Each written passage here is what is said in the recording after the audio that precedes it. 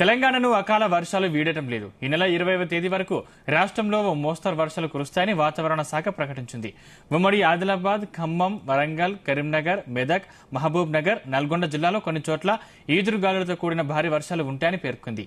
హైదరాబాద్ నగరంలోనూ పలు ప్రాంతాల్లో వర్షం కురిసే అవకాశాలున్నాయని తెలిపింది.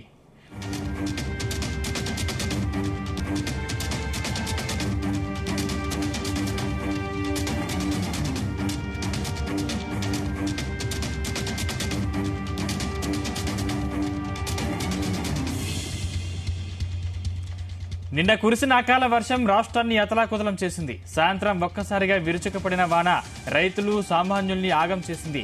ముఖ్యంగా హైదరాబాద్ నగరంలోని కొన్ని గంటల సేపు జనజీవనం స్తంభించింది. రాజధాని శివారు ప్రాంతాలైన అబ్దుల్లాపూర్ మెట్ నుంచి ఇటు పటాన్చెరు వరకు, పాతబస్తీ నుంచి మాదాపూర్ వరకు, మేడ్చల్ నుంచి ఇబ్రహీంపట్నం వరకు కురిసిన వర్షానికి నాలాలు పొంగి ప్రవహించాయి. రోడ్లన్నీ జలమయమై వాహనాల రాకపోకలు గంటల తరబడి నిలిచిపోయాయి.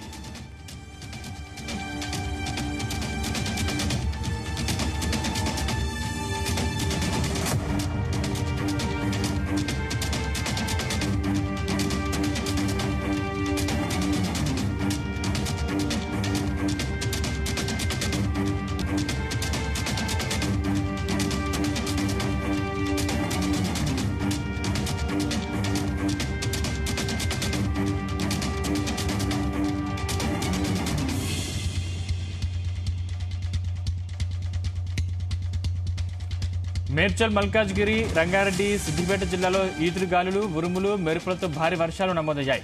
రైతులకు తీరని నష్టం వాటిల్లింది. పిడుగుపాటుకు సిరిసిల్ల జిల్లాలో 2 రైతులు, రంగారెడ్డి జిల్లాలో ఓ యువకుడు మృతి చెందారు. నల్గొండ జిల్లా కనగల్లో రాష్ట్రంలోనే అత్యధికంగా 10.2 సెంటీమీటర్ల వర్షం కురిసింది. హైదరాబాద్ లోని ఖైరతాబాద్ లో 9 సెంటీమీటర్లు, షేక్పేట్లో 8.7 సెంటీమీటర్లు వర్షం కురిసింది. జీహెచ్ఎంసీ పరిధిలోని 14 మండలాల్లో 6.7 నుంచి 9 సెంటీమీటర్ల మధ్య వర్షపాతం నమోదైంది.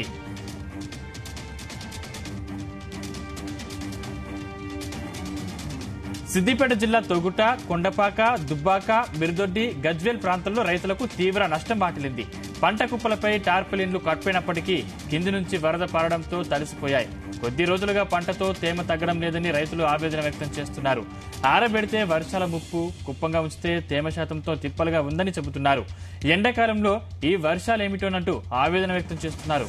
ఉమ్మడి వరంగల్, నల్గొండ, సూర్యాపేట, భువనగిరి జిల్లాలోని పలు మండలాల్లోనూ వర్షాలు కురిశాయి. చివ్వెంల, నిడమనూరు, త్రిపురారం, నేరేడు చర్లలో భారీ వర్షం పడింది.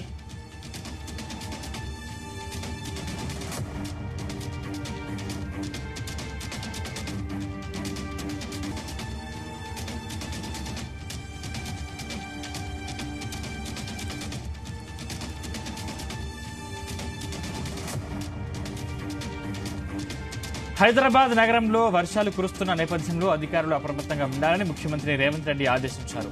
ప్రజలకు ఎక్కడా ఇబ్బందులు లేకుండా అవసరమైన చర్యలు చేపట్టాలని సూచించారు. మ్యాన్ హోల్స్ నిర్వహణ, వరద ముంపు నివారణపై దృష్టి సారించాలని, విద్యుత్ సరఫరా స్తంభించకుండా తగిన జాగ్రత్తలు తీసుకోవాలని సిబ్బందిని అప్రమత్తం చేశారు.